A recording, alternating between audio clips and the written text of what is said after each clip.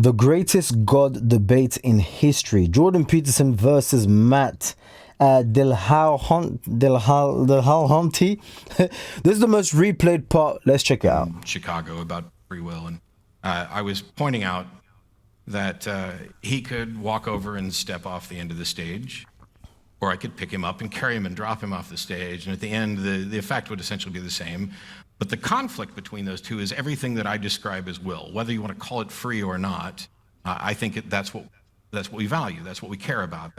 I would be responsible for that action. I would be acting in opposition to what the other agent wanted. And I don't know that you have to... And there would be something hypothetically wrong about that. Yes. Okay, good. So that's close. We can get to the morality thing, because I think the next question I had, unless you wanted to follow up on that, is a lot of, like I was saying earlier, it seems that you're talking a lot about, you haven't addressed the issue, and I'm not going to push back on it because I want to move on to some other stuff. I'm getting there. Of whether or not there is good reason to believe there actually is a God, as opposed to whether there are good reasons for people to believe that there actually is a God. Dan Dennett describes, there are people who believe, and then there are people who believe in belief, that there's value. And from what you said here and in some other comments, which I'm not going to saddle you with, I'm curious, irrespective of whether there's a God, what is it that you fear we would lose if people stopped believing that there was a God, or believing there was value in believing? Chaos. Satanism, essentially. We'd lose the metaphoric substrate of our ethos, and we'd be lost. And so I think Nietzsche an was uneducated. right about that. So I really want to know, and I'm not being a dick. I want to know what you mean by metaphorical substrate, because saying we're going to lose it. So there's the idea. When I ask, what do you think we're going to lose? There's two things. One is there's something that you and I would both agree we should try to keep. Yeah. And there are other things that you and I might disagree on whether or not we should keep it. Because when people say to me, if we go down the road with Dostoevsky, that, if there is no God, everything's permissible. First of all, I don't think that's remotely true, because I have... He makes a pretty vicious case for it, beyond good and evil. And despite the fact that it sounds monumentally arrogant, I think I can demolish that case in about 2 minutes. Wait. It's silly. If there is no belief of God, as in, okay, cool, God doesn't exist, then what are we left with? We're left with people doing what they believe is right. And you're not allowed to tell me what I think is right. Because you guys, three of you guys, that's the worst example for YouTube. That's asking for your video to get, okay, cool. You guys could believe one thing that is super wrong. Think of the most heinous thing that could be done. The worst thing, okay? Think of the worst thing that could be done. The most heinous thing. You guys believe it's wrong. I believe it's right. Who wins? Because you can't tell me what my belief is wrong. Vice versa. Now there's no moral ground. There's essentially no good or evil. People are basically trying to delete. In fact, I want to let this play out. I don't want to talk too much. I'll let this play out and then we'll get back to it. But people are trying to delete good and then ignore the evil. Evil is just, it's just something, but you can't get rid of the good, because then that yin yang, that balance is off. But we'll get, I'll let this video play out. Secular I'm not going to pause anymore. Promise, pinky promise. I think the first part of that statement is right, but not the second one. And we could find out. But the thing is, there would be two categories of things that you and others might be fearful we would lose, some of which I might agree we should definitely not lose these things. Yeah. Others I might be absolutely fine with losing. Like it that it's wrong to throw Sam Harris off a stage. Yeah. I don't plan on doing that, but we both it did agreed cross that my was... mind at one point. We both agreed that was probably wrong. Yes. So that's good. Probably. Yeah. See, I'm a situational ethicist, and so there might be situations. If the stage were on fire, throwing Sam off would be the best thing I could do for him. So what do you think? What do you think we're likely to lose? What bothers you? And when you say metaphorical substrate, I'm probably just monumentally ignorant, but I really don't think I have a good understanding of what you mean. Well, there's levels of thought. I mean, every thought structure, let's say, every belief structure is multi-leveled, like a piece of music. And there's the word in a phrase, and then there's the phrase, and then there's the sentence, and then there's the paragraph, and then there's the sequence of paragraphs within which the paragraphs are uttered. And then there's a broader context of interpretation within which all of that is interpreted. And then there's our emotional and motivational similarity. And then there's our embodiment in the world. And all of those things are operative at all times when we're understanding one another. And as you move outside the realm of the linguistic, like the paragraph level, let's say, into the realm of the emotional and motivational and embodiment and embodied, you also move into the metaphorical. And the metaphorical is structured in a particular way. And this is quite well documented, by the way. I mean, if you look at how the hemispheres interact, so the left hemisphere, broadly speaking, and I'm not oversimplifying this except that we don't have much time, is linguistic. But the linguistic utterances are understood in the context provided more by the right hemisphere, which is nonverbal, and which attends to things like the music of language. And so at the bottom of a linguistic structure, there's something that's extra-linguistic, and it tends to take form in metaphor and narrative and drama and that sort of thing. And the religious landscape is the narrative, metaphor, drama landscape. And if you disrupt it, then you blow apart the widest possible context within which the specific utterances are rendered comprehensible. Okay, so I followed all that, shockingly. Anytime you were talking about science and hemispheres and all this other stuff. So when you're talking about the broader context, if we lose belief in a God, we lose that metaphorical substrate that is the broader context in which we evaluate these narratives. Yeah, that really grinds them into our bodies, that makes them things we believe rather than just think. Sure, but see, you didn't what just is it about the narratives? You didn't just think that it was wrong to throw Sam off the stage. God, Sam's gonna be pissed when he hears it. Yeah. Well, that's okay. Well, so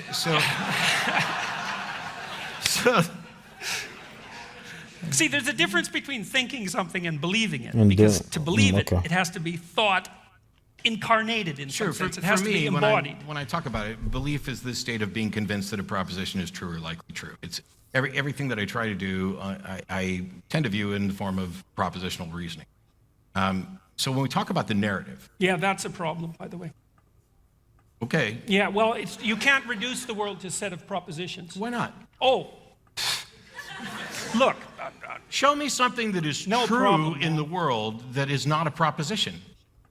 That like you an cannot explicit, put in statable proposition? Something that is demonstrably true that I could not put in a proposition.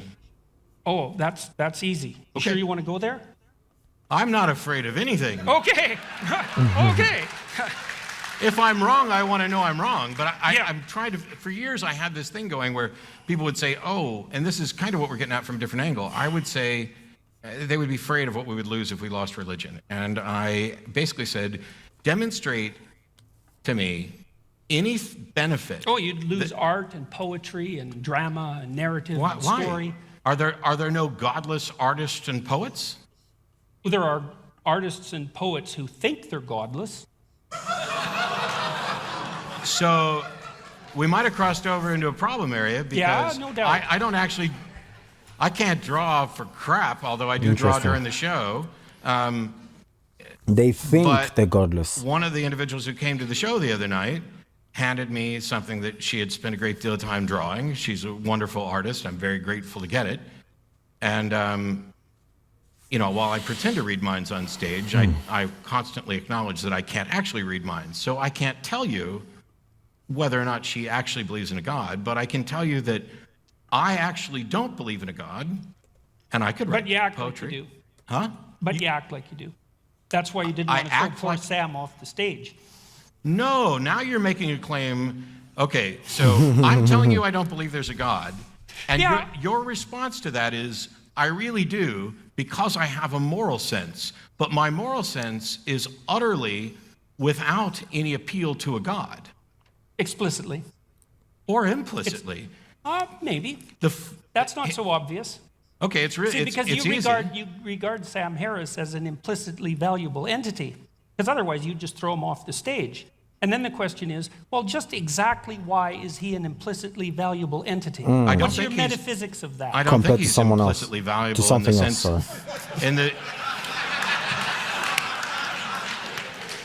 I don't think he's implicitly valuable in the sense that the universe has implied that there's something explicit about it. For me, morality is far simpler than some people. Now, wait, you make it sounded out to be. doubtful about that. You know that, like Maybe you've been you're the sounding- mind reader. you've been- well, maybe. Because you've already suggested that despite me sitting here and having talked about this for decades, that I don't believe in God, that I actually do because I have a moral code. But my moral code, which I've Well, I was talked more about, specific. I said it was because you didn't want to throw Sam off the stage. It yes, wasn't but just you that didn't. had a You didn't moral code. You didn't even attempt to ask me why I didn't throw Sam off the stage. Oh, now Instead, you wanna went create to why do you something. think Sam has implicit value? Because it Okay, seems so, that in okay, your I'm- narrative, I'm willing to that's go the there. only justification. Well, maybe you were afraid of being punished. I think no. Oh, I think okay. you can have a perfectly acceptable foundation for secular morality, even if it fundamentally centers around selfishness. I'd rather not be thrown off the stage. It's in my best interest to encourage that sort of understanding in others, and therefore I will. That doesn't make sense. You'd rather not be thrown off the stage, but you don't mind seeing someone else being thrown off the stage. It explains criminals. They don't want to see any harm being done to them. That's why they start crying when they realize they're getting life in jail and all of this. But they're more than happy seeing someone else do it. You know, it's someone else. They're more than happy not even seeing someone else go in jail for a lifetime. They're more happy deleting someone else. And when they're caught, you even ask them and they say, yeah, I don't see anything wrong with it. I'm happy. Yeah, that's what they deserve. Their stuff is Throw him off insane. the stage. I would rather not have my stuff stolen, and it's in my best interest to encourage others Also, not to do that. others, So I will not no. steal stuff, and I will work with others to ensure that the people who steal stuff are punished. It is in a virtually pragmatic moral system. Why do you think it's not in your best interest to have stuff stolen from you or to be thrown off the stage? Why is it not in my best interest? Yeah. No, you don't get to think, oh, that's self-evident. It's like nothing's self-evident to the skeptic. Let's keep that in mind. Oh. Well, so Because if Gotcha. we're going to get skeptical here, we might as well go all the way to the bottom. So for Sam and I, the foundations, and we're not the only ones, but I tend to reference Sam just because if I say this, then somebody will say, well, that's exactly what Sam Harris says, except that, I was given this lecture before he wrote his book. But his book is better than my lecture, so read his book. When I talk about this, I'm talking about well-being is the language that Sam uses. Oh, I don't, yeah. I don't, Sad. I don't care whether or not somebody else considers that morality. I would think at a minimum, would you and I agree that That whole well-being thing, man, as a basis for a metaphysics, that's just a non-starter. we're not basing metaphysics on it? Sam is. No, he's not. Yes, he is, because he's out to Well, maximize well-being. you can take it up with Sam. Well, okay, sorry. Do you Because- think I'm wrong about that claim? That's what I understood I from don't reading think Sam's saying anything metaphysical about it. I think so. Here's the thing: we are physical beings. Well, it's his fundamental claim. So it's sort of at the basis of his ethic. And so he says, well, we should work to maximize people's well-being, or at least to more. He does a bit more than that, because he says we should minimize their suffering. He's not maximize, minimize in this sense of simple consequentialism. Let me do this. Okay. We're I'm physical curious what the beings in a comment says. physical universe, and the laws that dictate how things work in the universe, they are the ultimate arbiters of what is or isn't in our best interest, whether we know it or not. So, for Who put example, the laws there? so far as I can tell, Then why do you need free will? I don't think Why we do you need believe free in will. it then? I- Why do you attribute agency to things if the laws of the Can I universe can get to that one point? Well, yeah, but there was a contradiction Because that was confusing me. free will isn't relevant to this. It is if the laws of the universe are what are dictating what's good for us. No, because if you chop off my head, that is clearly not good for me. And it doesn't matter whether it was an act of free will or if it was my lawnmower. It's clearly not good for you because you think you're valuable and worth preserving. Yes. Okay, that's the issue. Why do you think you're valuable and worth preserving? Because I am the descendants of people who thought they were valuable and worth preserving, and the ones who didn't think that have killed themselves. But this is not a statement about intrinsic value. I don't know. Yes, I think No, it is. it's- Okay, but I think it is. Okay. The reason that we talk about this in terms of well-being This is so is interesting. because irrespective of whether or not I care about well-being, there are facts about well-being. Sure, let's hear them, man. Line those suckers up. If you chop off my head, it's in contradiction to my well-being. I mean, but the point. No, I wasn't willing to grant that, actually. Okay. I'm saying that's a metaphysical presupposition. You're just saying I have to accept that. No, I'm not telling you because at all what to accept. Sure you are. You're saying that your death would be I'm wrong. trying to explain what my position is.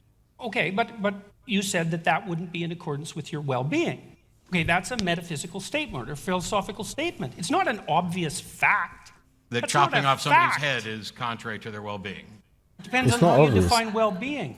And it Hey, depends sure. on who you're talking to. Yeah, but it matters. But if you define well-being as this glass of water, we're no longer talking about the same thing. Well, you can define well-being. That's fine. That's what I'm waiting for. This is what I'm. Well, You can't do it. You can't define well-being. It's well, then very, why very should I try? I difficult. certainly can't do it if you keep telling me I can't do it. Okay, sorry. Okay, I'll back off. There's a. Go ahead. I'm all ears. So, the primary objection to mine and Sam's position that keeps coming back is, why should anybody care about well-being? And we both will acknowledge that this is, in fact, a subjective preference. There are people who are going to care about well-being, there are people who aren't. The second objection is that well-being is not clearly defined. Both of us have acknowledged this. It's not as if we're saying we have all the answers to how to go about living a better life. We're just saying that however we're going to define well-being, which is, I say you can start with a couple of foundations. You could start with death is preferable to life, but you don't get very far that way. And Stop so, suffering. well, no, I'm saying you could start with death is preferable to life, but you don't get very far that way because those Yeah, you people- do. You stop suffering. You just die. Yes, Right, so you can start with the presupposition. except that when you're dead, you're not being, so there's no well-being. Well, that's.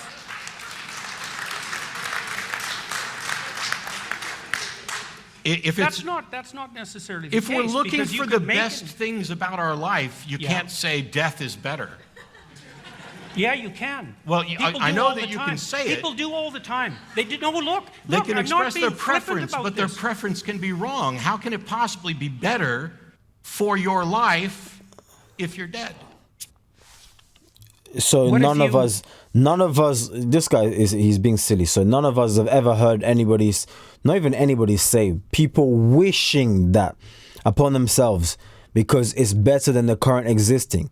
We haven't seen kids in certain parts of the country or world half blown up to bits and saying, I prefer the other side because this existence is not it. I no longer want to operate under this dimension because I'm consistently in pain. I'm consistently taking pills. Yeah, we haven't seen that, right? So, Like a terminal burn victim with cancer. thank you. So this is the point that I was getting to. I am perfectly fine with the idea that for certain instances, there may be occasions that death is preferable to an individual over life. You've just added that. But when we're speaking in broader terms, if we're talking about let's create the best society we can, let's create the best quality of life we can for people, death is not that across the board. That doesn't mean that there aren't individual exceptions. So the foundations that I started with, you could start with death is better than life, but blah, blah, blah. If you start with life is generally preferable to death, health is generally preferable to sickness, happiness is generally preferable to sadness. None of these are Sadness. absolute locked in stone rules. From those things, Okay, so if you start with them. yes, if you So start, you're not skeptical about those claims. wow. Well, I'm asking. You know, I I'm asking. came out and said that I wasn't going to be trying to straw man you left and right. And now every time I say something, you're like, oh, so you're not skeptical about that. Well, I'm trying to. I haven't gotten No, to sorry. I'm not trying to attack you. I'm trying to understand where your argument begins. Well, it seems odd that you would come out with, so you're not skeptical about that. Well, that's a While question. I'm on my skepticism tour, while I'm in mid-sentence to describe that these are the general foundations that you start with. Okay, that's what I And- was asking. Those are okay. So, but what you're saying, if you're saying, correct me if I'm wrong. I'm Okay. not trying to be difficult. You're saying that those are your starting positions. Those are the things that you accept. I'm saying they on can be. faith. No. Oh, you have a rationale for them. Yes. Oof, let me see the comment section real quickly. Matt is clearly quite intelligent, but what impresses me most is his patience. So obviously we know which side this guy is talking, or standing on. Jordan Peterson, talking is like when I asked ChatGPT to make something twice as long. Okay, so he's talking about him, or over explaining, or just giving a bit more details, and so forth. You guys get the gist. Okay, I'm not sure if you can call this a debate. Peterson never had a single argument. He just... So it's clear to see from the first two comments which side that they are on. I want to see, because Jordan Peterson is a terrible debater. Jordan Peterson has absolutely no knowledge. Yeah, it's very clear to see. But I want to see on this video, where do you stand? Okay, we're going to carry this video on, but I want to see where do you stand. And for Christians, it's very easy to believe. A lot of these things is like baby knowledge. It makes super sense, okay, when you're a Christian. But if you're not, let's be respectful. Some people, it's like no, I completely disagree. But all I'm gonna say is, you've hardened your heart. Your heart is hardened, and I pray that God softens your heart so you can begin to take these simple concepts, which it will make sense, but it's not going to make sense if you don't believe in God. There's literally nothing I can tell you, because you're just going to turn around and rebuttal. Well, how about this? Well, how about that? Well, I still choose to not. Circles upon circles. Okay, so that was very interesting, to be honest with you. If I carry on watching it, it's going to be super long. But let me know your thoughts in the comment section due to the part that we just watched. And comment if you want me to check out, the rest of it, basically. God bless you, and I'll catch you guys on the next one.